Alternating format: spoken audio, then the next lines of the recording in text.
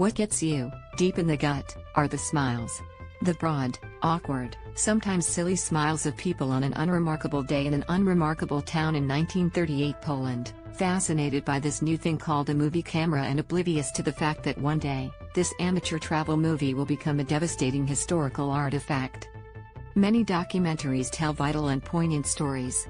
Only a few, though, simultaneously make as urgent an argument for the existence of filmmaking itself as does Bianca Stigt's 3 minutes, a lengthening, a heartbreaking work based on some 3 minutes of 16mm footage taken by a tourist who himself had no idea what he was capturing, no idea that in a few years, nearly everyone he filmed would be dead.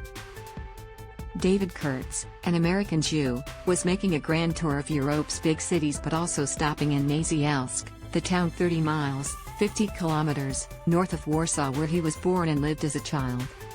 He had a new camera for the trip and tried it out on some 150 Jewish villagers on an August day, milling in a square, spilling out of a synagogue, gathering near a grocery shop or inside a cafe.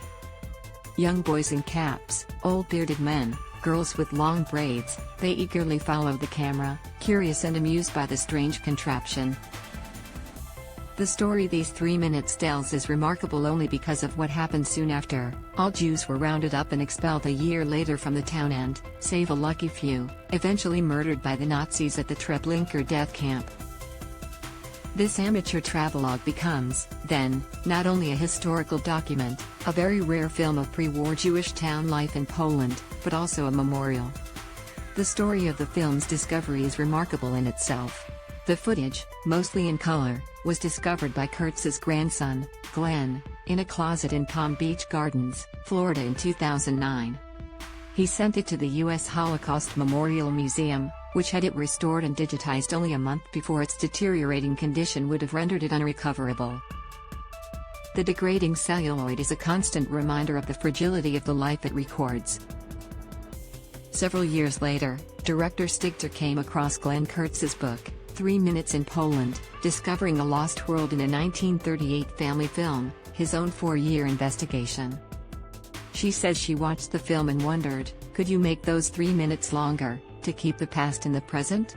The film, Stigt's directorial debut, is co-produced by her husband, Oscar-winning filmmaker Steve McQueen. The result is just that, a lengthening, multiplying these 3 minutes by about 20 times, explaining and exploring and elaborating. They say one picture is worth 1,000 words, intones narrator Helena Bonham Carter. But before that phrase makes sense, you need to know what you're looking at. The film starts with the footage in full. The men and women and boys and girls in the square grin and offer awkward waves. Others pour out of the carved synagogue doors. For a few seconds inside a cafe, curious crowds stare through windows. A woman calls out from the doorway of a grocery store. Who is she? Stigt investigates. 2 years after the film was restored, a woman called Kurtz and told him she recognized her grandfather, Maurice Chandler, then a 13-year-old boy named Mosek Tuchandler, who managed to survive the Holocaust. Interviewed for the film, he describes a comfortable existence, with no fears. If you had told him what would happen in a few years, I wouldn't have believed it probably, he says. The end of this vibrant community came suddenly on December 3, 1939, we learn, 3 months after Germany invaded Poland. The town's Jews were gathered in the square by Nazi soldiers bearing whips and steel bars, while their homes were looted, and transported in hellish sealed cattle cars to ghettos in larger cities. Eventually, the film tells us, they were sent to the Treblinka death camp, where they were immediately murdered. Fewer than 100 Jewish townspeople of an original 3,000 in Nazielsk, out of an overall population of 7,000, survived the Holocaust and were alive in 1945. Near the end of the film, Stigt lines up separate portrait shots of the 150 or so villagers in the film. Except for a few, we don't know their names. But seeing their faces pulled out from a crowd is one way of acknowledging that each was a human being of value, lost to the world. The town square still exists 80 years later, near a park with a statue of Pope John Paul II. But there is no statue or memorial to the lost Jewish population, we learn. The only thing left is an absence. An absence that this film tries to fill as best it can.